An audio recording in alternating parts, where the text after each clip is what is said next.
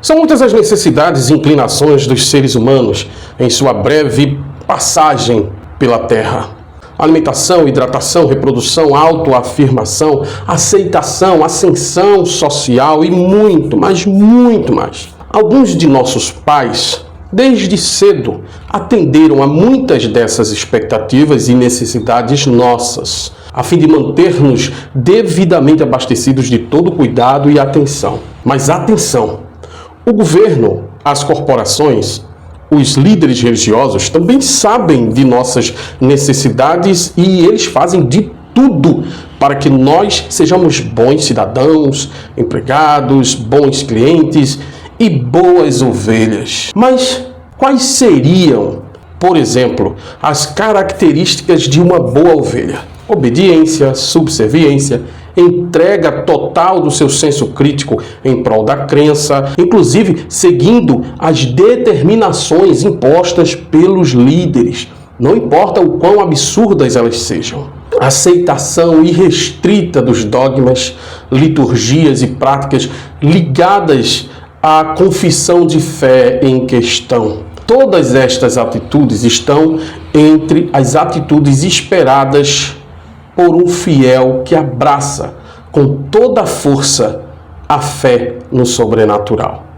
Alguns dos mecanismos mais utilizados para cooptar e manter os fiéis bem alinhados com a vontade do líder são a pretensão de se atender aqui na Terra àquelas necessidades e inclinações próprias do ser humano. Quando a propaganda é parceira do líder, ele ganha espaço e sai na frente, vendendo os seus produtos com muito êxito e ganhando cada vez mais adeptos. Quando ele já ganhou o cliente, é hora de mantê-lo com cada vez mais garantia de que o negócio foi um ótimo negócio para ambas as partes. Daí surge a necessidade de atender ao menos algumas necessidades básicas do ser humano, ou supostamente atender essas necessidades. De preferência com pouco esforço, o pão e o circo surgem supostamente com o atendimento de necessidades e inclinações básicas que o ser humano tem. O pão nos remete àquelas necessidades básicas e elementares, as necessidades mais viscerais e imediatas do ser humano. Já o circo refere-se ao desejo de se entreter, de se divertir, de ocupar-se com algo potencialmente prazeroso. É sobre este assunto que eu gostaria de tratar no vídeo de hoje, logo após a nossa abertura. Vigilante da Razão, o seu canal de opinião e crítica. Meus amigos e minhas amigas do canal Vigilante da Razão, tudo bem com você?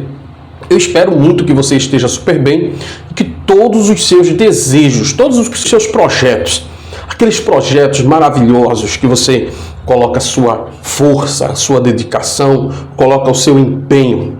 Eu quero muito que todos esses projetos se tornem realidade na sua vida. E, para quem não me conhece, meu nome é Denilson Douglas. Eu sou o apresentador do canal Vigilante da Razão. Isso mesmo, você está num canal que trata sobre diversos assuntos, desde o ateísmo, passando por religiões e também agnosticismo, humanismo, política, um pouco de filosofia, um pouco de cada coisa, para deixar você sempre muito bem informado.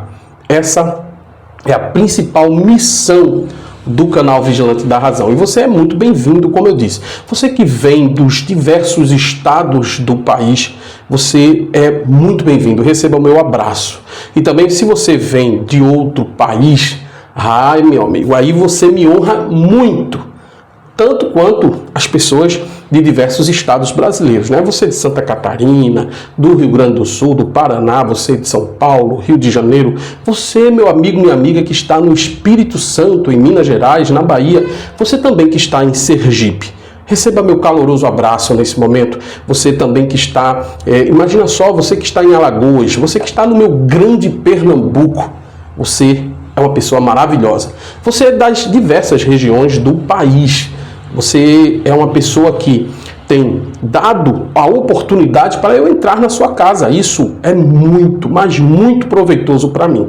Eu digo sempre que vocês são a razão da existência do canal Vigilante da Razão. E não tenha dúvida disso. O crescimento do canal é devido a essa sua atitude, essa sua coragem de tentar, pelo menos, enxergar as coisas por outro ângulo.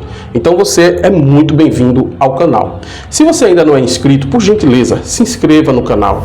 Se você ainda não fez sua inscrição, aí você tem a oportunidade também de acionar o sino das notificações. Porque quando você faz isso, o YouTube vai lhe avisar toda vez que eu lançar um vídeo aqui no canal. Também tem uma boa notícia para você que deseja me apoiar de forma mais substancial. Você pode se tornar membro do canal. E com uma taxa muito pequena, irrisória, você vai estar me ajudando a continuar fazendo esse conteúdo e muitos outros que virão pela frente. Então, sinta-se à vontade caso você queira me apoiar. Denilson, eu tenho uma doação para fazer para você. Eu aceito doações. Se você quiser, você pode fazer um Pix de qualquer valor. E a chave Pix é vigilantedenilson@gmail.com. Eu vou repetir para você, vigilantedenilson@gmail.com, tá certo? Então, vamos embora porque o conteúdo de hoje está muito bom, gente. Está maravilhoso. Vamos falar sobre pão e circo. Pão e circo no contexto religioso. Denilson, de onde você tirou essa ideia de pão e circo? Essa ideia surgiu em meados do século I da nossa era comum e antes mesmo dessa época. Sabemos que essa ideia partiu do governo romano, do Império Romano, porque a população romana cresceu de tal forma, o Império Romano estava tão, ativo, tão grande, que as pessoas começaram a receber um tratamento muito ruim por parte do Império Romano. O Império Romano já não dava mais a atenção necessária que o povo gostaria. E o povo crescia e se amontoava naquelas ruas, inclusive na capital do Império Romano, a cidade de Roma. Haviam muitas pessoas convivendo em situações semelhantes às favelas que a gente tem aí no nosso Brasil, infelizmente, e outros países também de segundo, de terceiro mundo. Então, havia um clamor da população para que o Império Romano passasse a dar atenção. E grupos de revoltosos já estavam surgindo. Insurgentes, pessoas que brigavam para ter um tratamento mais digno, um tratamento mais decente. Então, o que acontecia? O imperador, de forma muito esperta, ele percebeu que se ele oferecesse as duas principais necessidades do povo naquela época, porque havia muita fome também. Então, quando o imperador percebeu que atendendo às necessidades principais do povo, ele poderia ter um apoio maior, um índice de aprovação maior do seu próprio governo, e ele iria prevenir ali possíveis revoltas, possíveis inimigos dentro do próprio povo, ele decidiu fornecer cereais com frequência aos mais necessitados e também passou a permitir, a incentivar e até mesmo financiar festas muito valorizadas pelo povo. Foi nessa época que o imperador começou a se utilizar, por exemplo, do Coliseu e promover ali as famosas festas, onde uma pessoa, um prisioneiro, geralmente era lançado na arena e os leões ali faziam a festa. E também havia outras festividades envolvendo jogos, envolvendo orgias, envolvendo uma série de atividades onde ao povo era permitido participar. Então isso, com o passar do tempo, foi tomando uma dimensão muito grande. Entendam que no começo o pão e o circo eram realizados pelos imperadores romanos ou pelo Império Romano como sendo uma festividade que tinha um caráter até religioso. Mas com o tempo, a valorização dessas festas era tanta que o lado religioso foi sendo abandonado, sendo deixado de lado. E principalmente com a ascensão do cristianismo, que lá por volta do século IV foi sendo cada vez mais aceito pela sociedade, tornou-se até a religião oficial do Império Romano, as festividades passavam a não ter mais um caráter religioso, até por conta da mudança das religiões. Mas é claro que a Igreja Católica recém-formada deu um jeito de tornar essas festas ligadas ainda a um contexto religioso, como, por exemplo, as festividades de Quaresma, a vivência da suposta paixão de Cristo, e também outras festas relacionadas aos santos, a Maria e tudo mais. Só que hoje, não se engane, você que está aí me ouvindo e me assistindo do outro lado, não se engane ao pensar, por exemplo, que o pão e o circo era prioridade apenas da época antiga, né, do início da Era Comum. Não. O pão e o circo vêm sendo replicados hoje em dia por diversos governantes, porque eles entendem que o povo continua com a mesma característica de valorizar o alimento, né, o pão, e também valorizar o circo, que são as diversões, que são as festas, que são aquelas... Inclusive, isso é muito fácil de você perceber quando, por exemplo, um governo do estado ou governo municipal produz eventos típicos todo ano, gastando cifras milionárias. Será que não havia outra possibilidade de aplicar esse recurso atendendo a necessidades mais emergenciais? Mas eles entendem que não, que os valores revertidos para a cultura, para o entretenimento do povo, vai sim agregar ao governo em questão um certo capital político. É aquela tal coisa que aqui no interior, por exemplo, se vê muito. Você tem uma festividade, por exemplo, esse ano, na minha cidade vizinha, aqui chamada Paudalho, onde vieram artistas de renome nacional.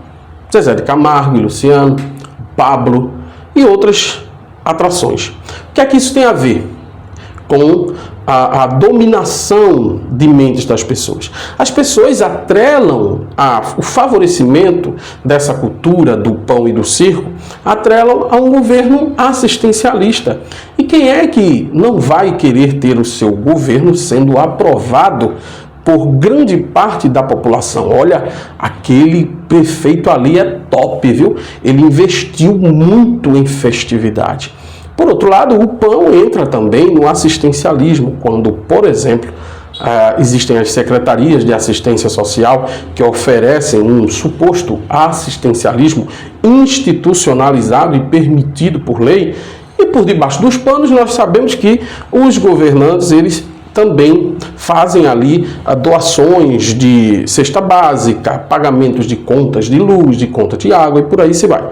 Esse é o pão e o circo. Porque o pão e o circo, gente, ele representa não necessariamente o alimento físico, o alimento material. O pão e o circo de hoje representam o assistencialismo, representa também o investimento em cultura, em lazer, porque faz parte, inclusive, das necessidades do ser humano, e isso ninguém pode se opor a essa ideia. Agora, quando a gente analisa que dentro do sistema religioso há também essa implantação do sistema de pão e circo, como é que a gente vai conseguir observar que há também essa questão? Primeiro que as igrejas, por exemplo, e outras denominações religiosas se utilizam de necessidades naturais do ser humano para oferecer o seu produto da fé. Ou seja, você quando segue a Cristo, a sua vida aqui na terra é abençoada. Você vai receber, inclusive, 100 vezes mais do que você perdeu quando se torna um seguidor de Jesus Cristo, ou um suposto seguidor de Jesus Cristo. A Bíblia mesmo dá essa possibilidade e dá essa garantia que as necessidades humanas seriam atendidas caso você aceite a palavra do Evangelho. O que eu acho muito curioso, por exemplo, no livro de Mateus. Lá no livro de Mateus, no capítulo 6 e o versículo 33. Olha o que diz: buscai primeiro o reino de Deus e a sua justiça, e todas estas coisas vos serão acrescentadas. A Bíblia aqui fala das necessidades e das solicitudes humanas, daquilo que o ser humano precisa ou acha que precisa e que seriam atendidas pelo próprio Deus. O que acontece é que na prática isso não passa de ilusão. Não passa de ilusão. Eu, particularmente, quando eu estava no sistema religioso, cansei de ver pessoas pedindo esmola dentro das igrejas. Então, esse pão é um pão fictício. Eles se apresentam como detentores do poder de suprir as ovelhas. Mas esse suprimento, muitas vezes, eles mesmos afirmam que são suprimentos meramente espirituais. São suprimentos das necessidades espirituais. Mas não é por aí. Quando a gente analisa, por exemplo, a passagem da multiplicação dos pães e dos peixes, Jesus atendeu necessidades reais do povo. Não é verdade? Aquela passagem, por exemplo, lá no Antigo Testamento, onde o povo reclamava e murmurava porque queriam comer, até sentiram saudades do Egito, né? Supostamente, como a Bíblia relata, Deus mandou codornizes. Deus mandou, inclusive, o maná dos céus. Aí tem pessoas que tentam fazer-nos entender e aceitar que nos dias de hoje essas necessidades serão atendidas também. E não é por aí, não é verdade. Todos nós sabemos disso. Mas há uma oferta do pão. Há uma oferta, inclusive, algumas denominações mais poderosas têm, inclusive, projetos de assistência social. Mas esses projetos são mantidos pelos próprios fiéis. O pastor, ele apenas empresta o título da igreja, empresta, às vezes, as instalações da igreja. Muito raramente, o pastor é a pessoa que vai coletar essa arrecadação que os seus fiéis é que tiram do bolso. Aí fazem ali um suposto assistencialismo que, na realidade, é atirar com a arma dos outros. Me perdoem a comparação, mas é a realidade. Esse assistencialismo, por exemplo, que nós percebemos em algumas comunidades católicas, seria muito bem aceito se fosse realizado com recursos próprios da Igreja Católica. Às vezes, sim, eles tiram dos cofres da igreja, mas é muito raro. É muito raro.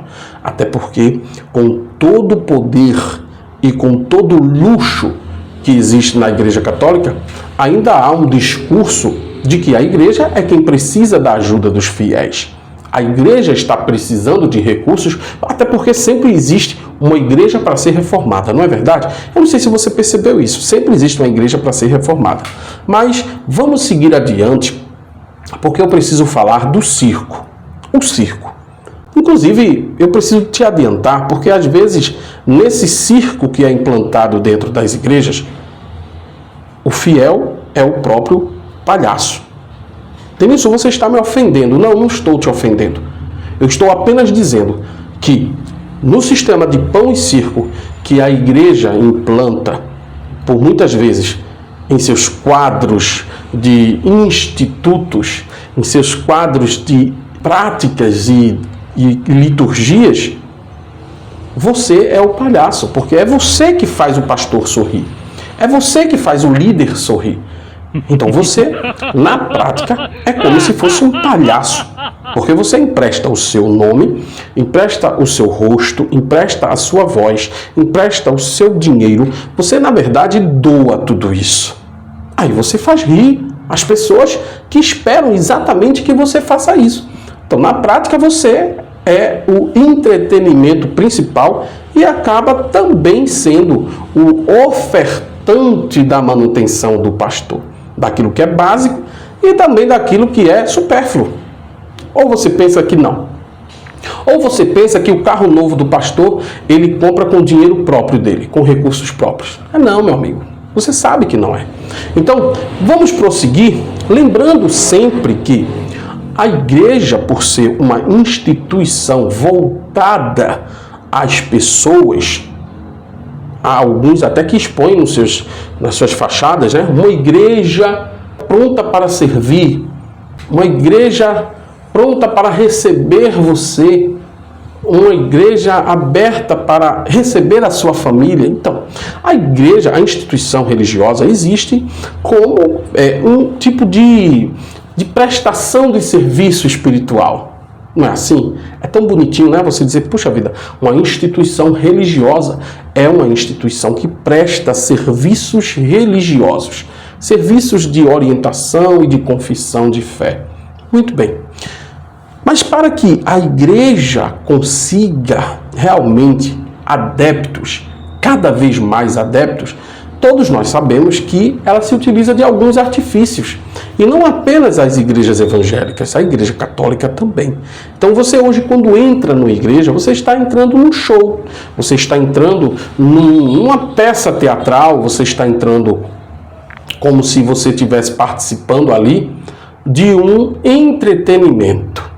Então os louvores que são entoados, toda a liturgia, tudo que acontece ali, mesmo nas horas em que é preciso exortar os que estão presentes, é preciso avisá-los das coisas que a religião defende, naquele momento há um envolvimento e um trabalho voltado para o convencimento de pessoas, e essas pessoas têm de estar presas. Então o discurso, nós sabemos que envolve uma série de artifícios de retórica e de persuasão, que são utilizados exatamente para envolver as pessoas.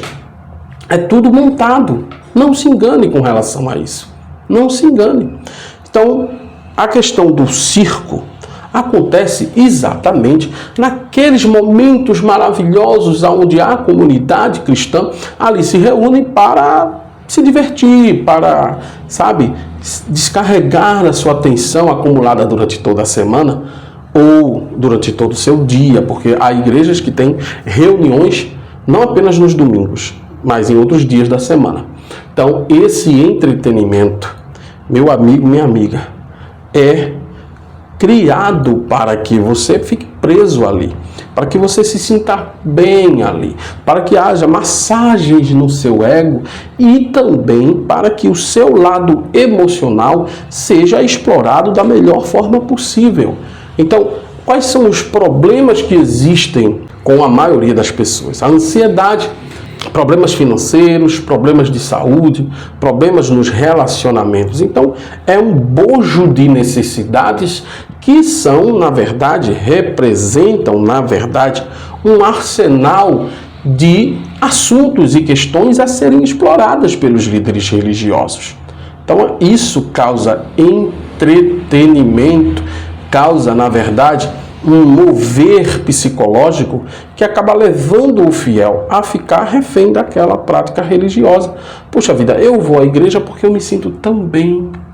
É comum você ouvir isso de pessoas que frequentam as reuniões religiosas, não é verdade? Você ouve muito isso. E não se engane, não se engane. Foi tudo feito exatamente para funcionar desta forma. Então, o entretenimento, ele acontece da forma mais sutil possível ou da forma mais grosseira possível. Não importam os métodos que são utilizados. A finalidade é sempre lhe entreter, lhe prender, lhe causar uma sensação de dependência. Você precisa estar ali constantemente. Mas aí, meu amigo, no final das contas, você é a pessoa que está mantendo todo aquele negócio. Você é o cliente que precisa fazer investimentos ali naquele lugar, como se estivesse fazendo compras. Então, é bem por aí, o pão e o circo. É preciso que a gente entenda que há outras formas de você viver a sua vida sem a necessidade de estar preso, de estar presa a esse sistema perverso que é implantado na sua mente e lhe escraviza. Ele faz fazer coisas que você não deveria fazer. Porque essa suposta providência, isso é uma balela, isso não existe, não procede, não há providência alguma, ok? As pessoas tratam, às vezes, os negócios da fé como se fossem, de fato, eficientes. Não é. Não é. As coisas acontecem na sua vida por outros motivos, não por uma determinação e por uma ação maravilhosa de um Deus que está dentro de você e está em todos os ambientes, de maneira alguma, ok? Então vamos abrir os nossos olhos, vamos parar de cair nesse conto do vigário, porque diariamente nós somos acometidos de pessoas que tentam explorar as nossas necessidades. Você sabe, no comércio, por exemplo, todos nós somos cooptados como potenciais clientes, então nós precisamos comprar aparelhos, nós precisamos comprar roupa, precisamos comprar uma série de coisas e às vezes a propaganda é tão forte que faz com que a gente compre coisas que a gente não precisa comprar. Será que você realmente precisa fazer esses investimentos? Será que haverá algum retorno para a sua vida?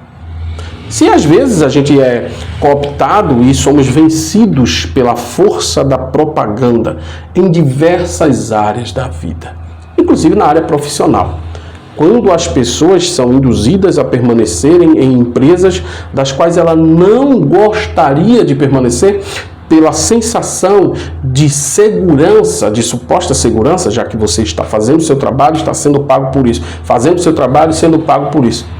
Aí você acaba negligenciando uma capacidade que talvez você tenha de empreender. Mas aí você é iludido com aquela ideia de que você precisa estar ali sendo exposto a todo tipo de assédio, a todo tipo de perseguição, a todo tipo de situação opressora, porque você precisa se sujeitar. Você não tem alternativa. Às vezes tem sim alternativa. Do mesmo jeito é quando eu trato de questões relacionadas à fé. Você não precisa se sujeitar a um homem que é composto da mesma matéria que você, tem carne e ossos, sangue, é uma pessoa que faz necessidades fisiológicas, mas ele se põe como uma autoridade e você precisa se sujeitar a ele. Por quê? Porque num livro antiquado você tem essa informação. Sujeitai-vos aos vossos pastores. Ah, meu amigo, cresça.